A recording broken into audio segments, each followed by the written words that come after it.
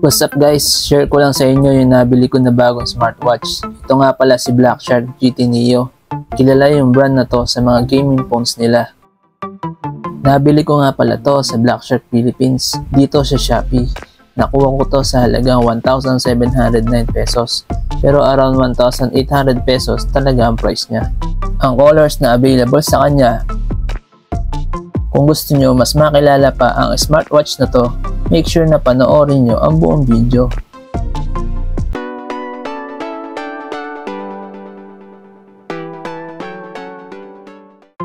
Tara guys, unbox muna natin siya.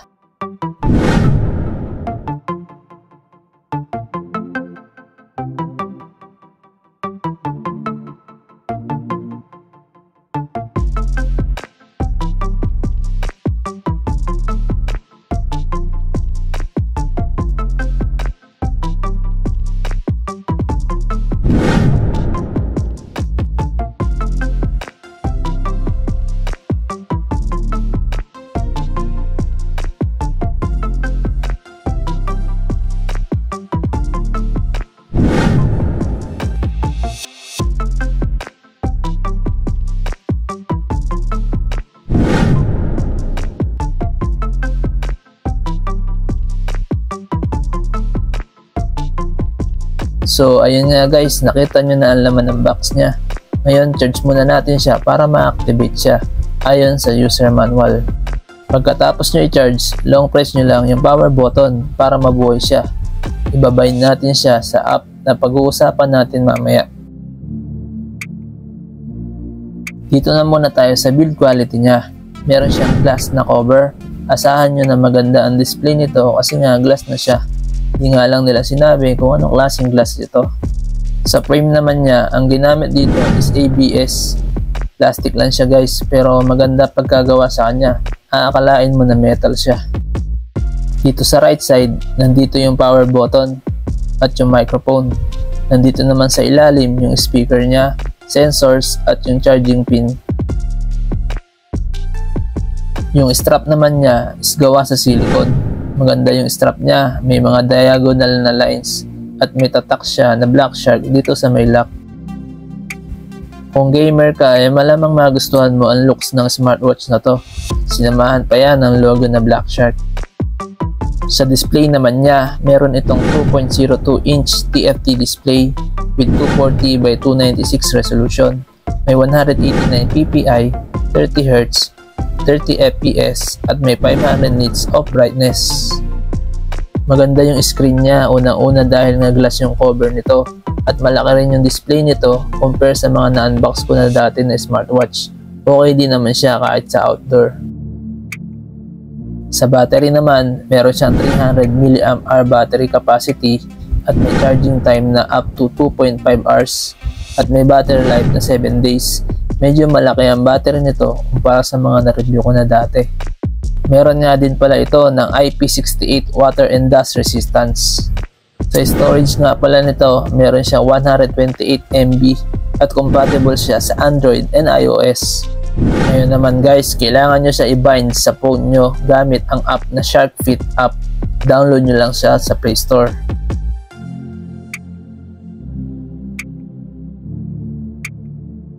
Tapos turn on nyo lang yung Bluetooth and location nyo.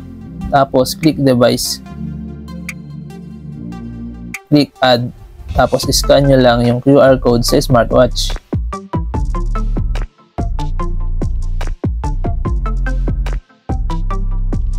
Para naman makapunta sa QR code, click setting. Tapos click about. Nandun yung QR code.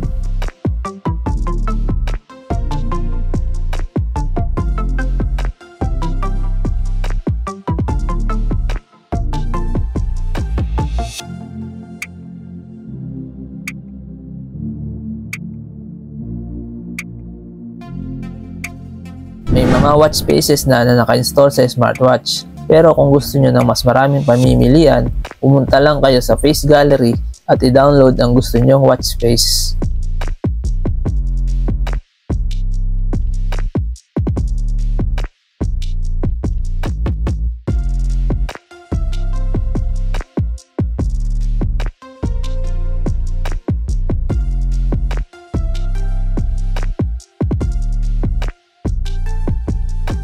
Pwede ka rin maglagay ng picture galing sa gallery mo.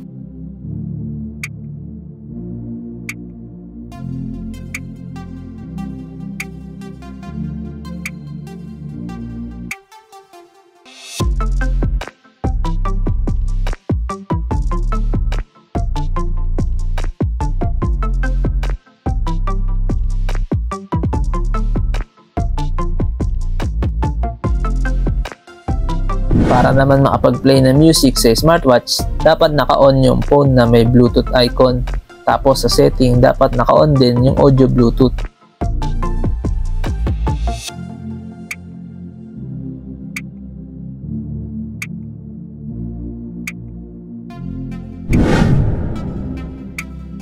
Still go, even when you feel slow, you can still go. Even when there's no hope, you can still go. I never answer to no, man, I still go. Go, go, go, go, go. Para naman magamit ang phone call, dapat sa setting naka-on ang phone. Dito pwede ka tumawag, makareceive ng tawag sa mismong smartwatch.